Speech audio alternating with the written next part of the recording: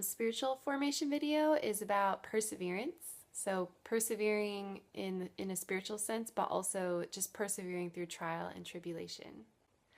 So Lent is like the ultimate test of our spiritual perseverance. And I don't know about you, but I'm kind of like a scrupulous person that is constantly like wondering if I'm doing the best thing or not. And so for me, Lent is a very, very trying time because I want to stick to these commitments that I made, but sometimes they're just far beyond my daily ability. And then I feel like a failure when I fall and I feel like I've failed Christ. And it kind of like tempts me to want to give up and just throw in the towel.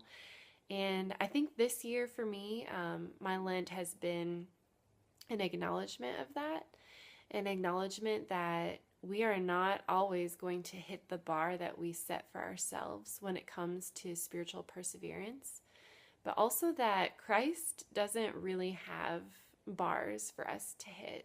This relates to Biking for Babies in a big way because we are being called to undertake a huge task, a physically huge task, a spiritually huge task, like a huge task to support these PRCs by our gifts. And there are times when you could feel really worn down. But I just want to remind you as you go about your training and your fundraising efforts and you come up on some deadlines and some tasks that need to be completed, if you fail the first time or in small ways or in big ways, I just want you to feel like you can get back up and that you're surrounded by a Biking for Babies family that is incredibly supportive, that we all fail, we all falter, we're all human.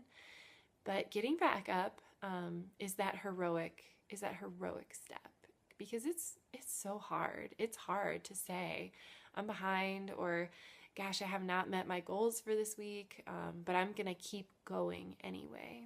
So we were in a leadership meeting a while back, and it just felt like all this work was being piled up, and it's good work. So you're excited to do it, but it's also like it's spring and everything is crazy, and I'm tired, and I've got a lot going on, and so many things to handle. And Jimmy Becker kind of centered us in our closing prayer and reminded us that Christ fell, and got up. He fell not once, not twice, but 3 times. And that his cross is the hardest cross in this world to bear.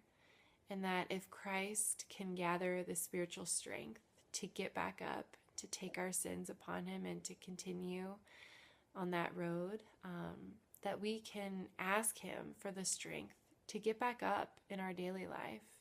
And if you reach the point where you think, I can't go on, keep going.